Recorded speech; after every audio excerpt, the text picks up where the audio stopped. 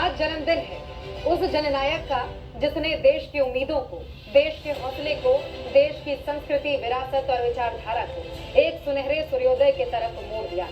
आज जन्मदिन है उस जननायक का जिसने देश की एकता, अखंडता, संप्रभुता और भाईचारा बचाने के लिए सब कुछ दांव पर लगा दिया, जिसकी ताकत ने लोकतंत्र की ताकत बढ़ाई, जिसके जज्बे ने संविधान को जिंदा रखा, जिसके होने ने देश को सुरक्षित रखा है। आज उसी जननायक का जन्मदिन है। वो जब चलता है तो लाखों लोग कन्याकुमारी से कश्मीर तक उसके पीछे निकल जाते हैं। वो जब बोलता है तो भरी दोपहरी, आंधी और बर्फबारी में भी उसे सुनने के लिए मजमा लग जाता है।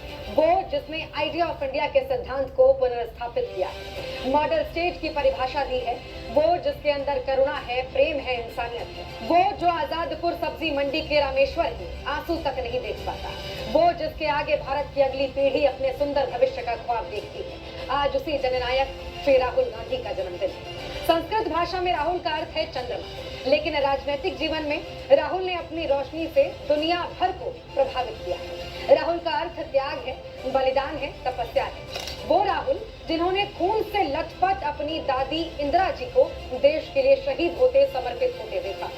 वो राहुल जिन्हें अंतिम संस्कार के लिए अपने पिता के शरीर के कुछ टुकड़े मिले थे। एक माँ जो बेबस थी, दुखी थी लेकिन कमजोर नहीं थी। एक बहन जिसने हमेशा साथ दिया, एक पार्टी जो जिम्मेदारी बनी, एक देश जिसकी सेवा ही परंपरा थी। आज राहुल उस परंपरा को निभा रहे हैं। हरियाणा के किसान से लेकर वायनाड के दुकानदार तक, करोल बाग के मैकेनिक से लेकर कीर्तिनगर के कारपेंटर तक, राहुल के विजन में देश के लिए एक आशा है। तभी वो कभी कुली भाइयों के बीच चले जाते हैं, कभी खुद धान बोने जाते हैं, तो कभी मछुआरों के साथ केरल में समुद्र में छलांग लगा देते हैं। ये राहुल की खासियत है जो उन्हें बाकी राजनेताओं से अलग खड़ा करती है।